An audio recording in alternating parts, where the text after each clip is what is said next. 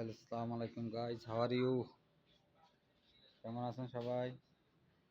এটা হচ্ছে একটা ফুলের দোকান। আপনাদেরকে নতুন নতুন ফুলের আইটেম দেখাবো আজ। দেখুন, এটা হচ্ছে আপনার ফিলিপাইন।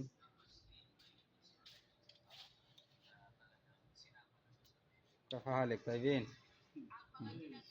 মিয়া এটা হচ্ছে আপনার ফিলিপাইন। অনেক ধরনের ফুল আছে এখানে।